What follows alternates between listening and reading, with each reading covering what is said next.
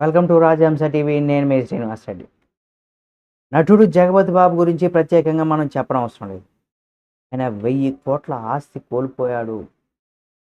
అది ఎలా కోల్పోయాడనేది కూడా జగపతి బాబు గారు మాటల్లోనే మనం కనుక చూసినట్లయితే. ఆయన ఏం చెప్పారు? ఎలా కోల్పోయాడనే దానికి సంబంధించి 1000 కోట్లు అంటే మామూలు విషయం కాదు కదా!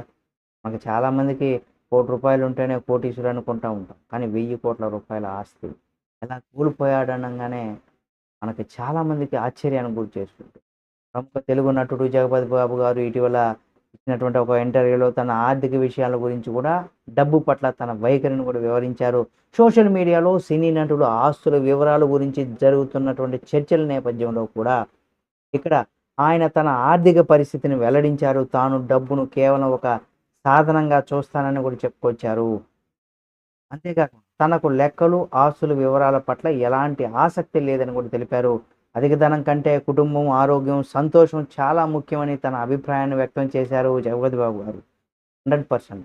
తన జీవితంలో డబ్బును ఎలా వృధా చేశాడో వివరిస్తూ దాన ధర్మాలు, కుటుంబ ఖర్చులు, వ్యసనాలు, మోసాల ద్వారా డబ్బును కోల్పోవడం జరిగిందనేసి కూడా జగపతి బాబు గారు చెప్పుకొచ్చారు. కానీ ఆయన ఎవరిని నిందించలేదు. తన తప్పులను గుర్తించి అలాగే అనుభవాలను పాఠాలుగా తీసుకున్నానని కూడా తెలియచేశారు.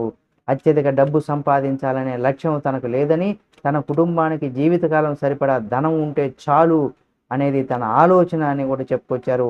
30 కోట్లతో తన కుటుంబం జీవితకాలం హాయిగా జీవించవచ్చని కూడా అలాగే లెక్కించానని కూడా ఆ డబ్బు తర్వాత వచ్చిన అదనపు ధనం కోసం ప్రయత్నించడం తనకు అవసరం లేదని చెప్పుకొచ్చారు.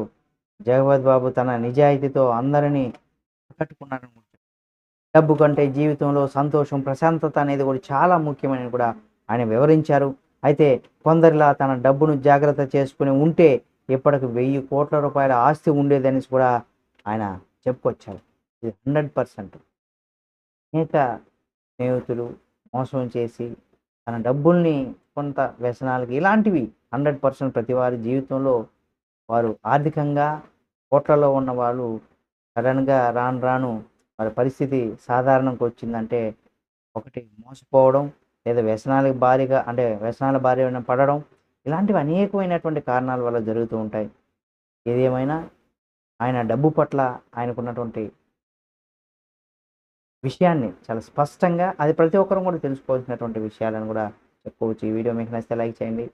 జగపతి బాబు గారి మాటల గురించి, ఆస్తి పట్ల, కుటుంబం పట్ల ఆయన చెప్పినటువంటి మాటలను మీరు మీ యొక్క అభిప్రాయాన్ని రూపంలో తెలియచేయండి. కామెంట్ రూపంలో కూడా. మరిన్ని వీడియోల కోసం మన రాజహంస టీవీ ఛానల్ సబ్స్క్రైబ్ చేసుకొని పక్కనే ఉన్న బెల్ బటన్ నొక్కడం మాత్రం మర్చిపోకండి.